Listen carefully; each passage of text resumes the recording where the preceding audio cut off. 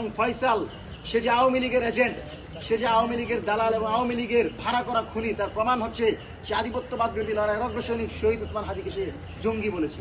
আমরা স্পষ্টভাবে বলছি, শহীদ শরীফ ওসমান হাদি হত্যাকাণ্ডের বিচার ইন্টারিম সরকারকে 25 কার্যদিবস সময় দেওয়া হয়েছিল, তারা ব্যর্থ হয়েছে এবং সেই সরকারের অনেক কুশীলব আস্তে আস্তে বিচারের মুখোমুখি হবে আমরা মনে করি। তো এই সরকারের ভিতর যেন এই ধরনের কেউ না থাকে, এ ধরনের কোনো পদক্ষেপ না নেওয়া হয়, সেজন্য ফয়সাল এবং তার সহযোগী সহ যাদেরকে গ্রেফতার করা হয়েছে তাদেরকে যেন দ্রুত সময়ের ভিতর বাংলাদেশে হস্তান্তর করা হয়। আমরা মঞ্চ 24-এর পক্ষ থেকে সেই দাবি জানাচ্ছি। যে ফয়সাল গ্রেফতার হওয়ার পর তাকে যখন মিডিয়ার সামনে নিয়ে আসা হলো, সে বলছে, তাকে জিজ্ঞেস করা হলো যে এই হত্যাকাণ্ডের সাথে তুমি জড়িত কিনা, সে বললো আমি জড়িত না, এখানে জামাত বিএনপি ষড়যন্ত্র থাকতে পারে। মানে আপনি দেখেন তার বক্তব্য, আওয়ামী লীগের বক্তব্য, হাসিনার বক্তব্য প্রতিটা অক্ষরে অক্ষরে মিলে গেছে। বাংলাদেশে আগামীতে পূর্বে যখনই কোনো ঘটনা ঘটেছে, হাসিনা, আওয়ামী লীগ, কামাল বলেছে জামাত বিএনপির ষড়যন্ত্র।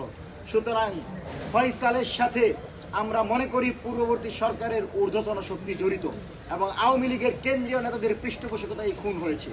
সুতরাং ফয়সালকে বাংলাদেশে এনে জিজ্ঞাসাবাদ করতে হবে এবং ফয়সাল সে যে আওয়ামী লীগের এজেন্ট, সে যে আওয়ামী লীগের দালাল এবং আওয়ামী লীগের ভাড়া করা খুনি, তার প্রমাণ হচ্ছে সে আধিপত্যবাদ বিরোধী লড়াইয়ের অগ্রসৈনিক শহীদ ওসমান হাদিকে সে জঙ্গি বলেছে। সুতরাং হাসিনার বয়ান তৈরিকারী সেই ফয়সাল বাংলাদেশের ফ্যাসিবাদ বিরোধী দলগুলোকে ট্যাগিং করতে চায়, এটা কখনো মেনে নেওয়া হবে না।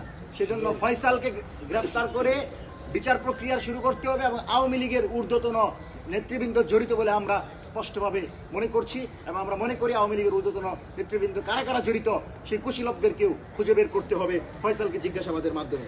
সম্মানিত সাংবাদিক বন্ধুগণ, আপনারা জানেন যে বাংলাদেশকে ফ্যাসিবাদের দিকে যারা ঠেলে দিয়েছিল, সেই অংশটাতে শুধুমাত্র রাজনৈতিক দল ছিল না, সেখানে ছিল বিভিন্ন সাংস্কৃতিক সংগঠন, সেখানে ছিল শাহবাগীদের একটা বড় অংশ, সেখানে ছিল বড় ধরনের ভারতীয় আধিপত্যবাদী প্রক্সি গ্রুপগুলো।